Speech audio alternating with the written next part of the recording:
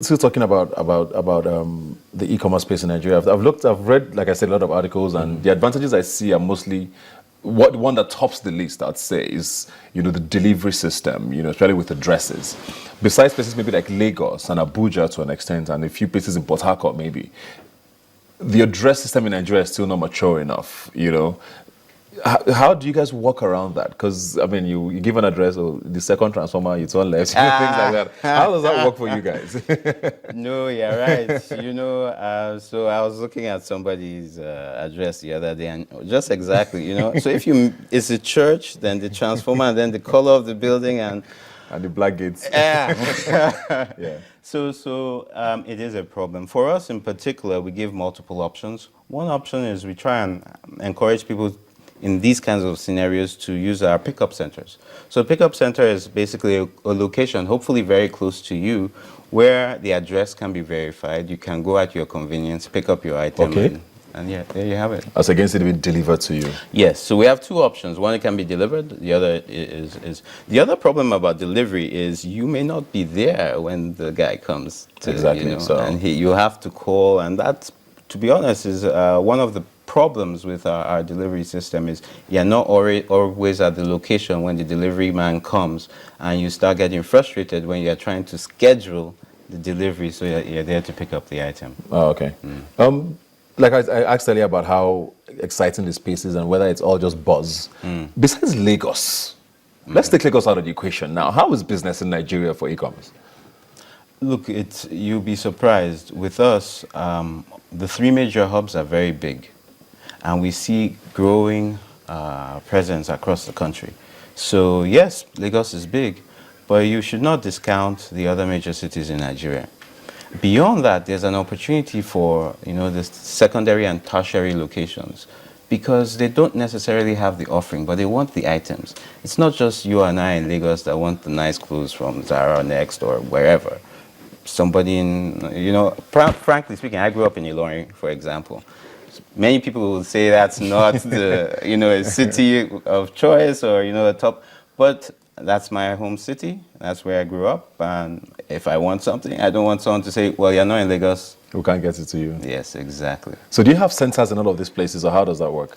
We currently have, with partners, over 30 locations across the country. But then again, if you want to deliver door to door, we can deliver anywhere in the country. Yeah. I don't mention addresses initially, but what's your biggest challenge in the Nigerian market? So for us, education. So we're relatively new on the scene. And then the technology aspect for us. So we are actually an app. So it's not as if you go to mallforafrica.com and see all these items and start shopping. It's more you go onto mallforafrica.com, download our app, and then you see all the stores you want to shop from. So that's our number one challenge, educating the customers so that they understand that we are an app. The other one, like you highlighted earlier, is payments. So getting people to trust to put their information online. One thing we have done is, because we realized this was a problem, we created an alternative. So we have this thing called a web card. So if you don't want to put your information online, fine. Go to any major bank, put your money there, if you have to do it in cash, if you're so concerned. And then that money is now on your web card, and you're free to shop in any of these stores with... And it just deducts it from there? Yeah, it just deducts it. Is this exclusive to Mall for Africa? Is it a...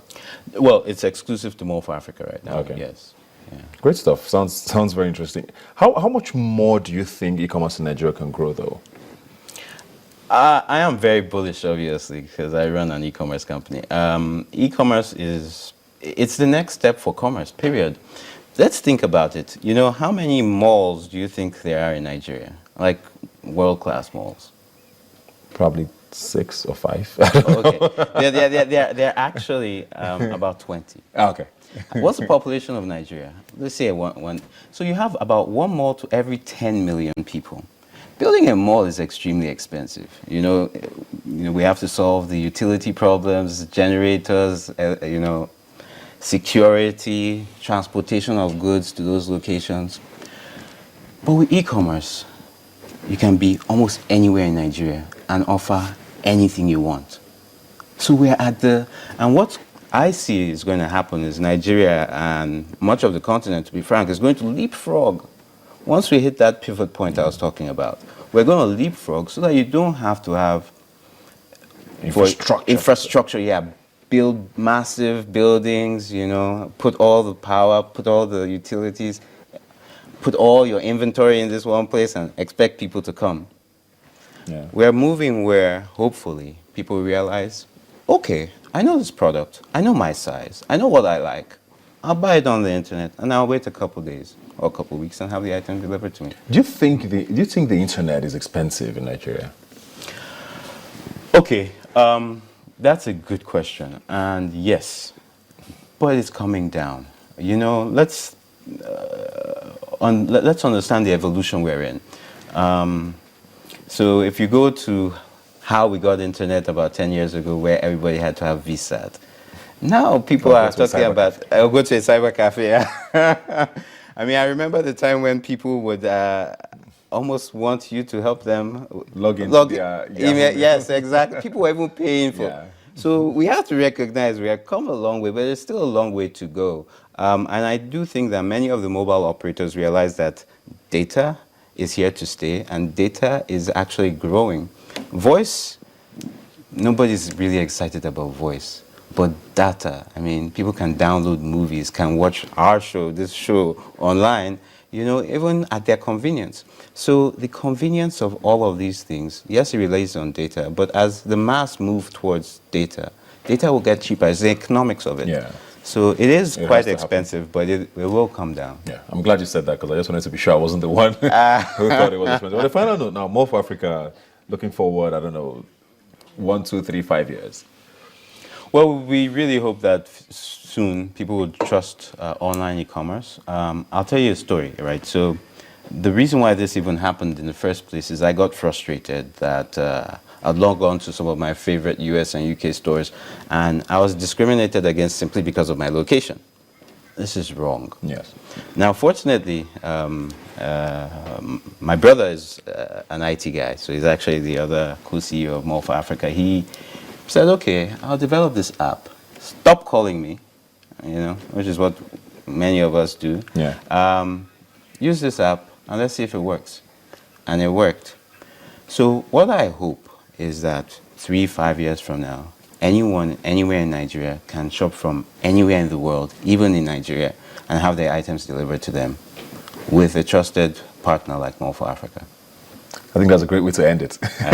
Thank you very much, Dr. It's always a pleasure talking to you. I'm looking forward to maybe having you here back next time. All right. When your conglomerate has become more for the world, maybe. Excellent. We'll see you then. Thanks for coming. Thank you. We'll be right back with another special guest. Please stay with us.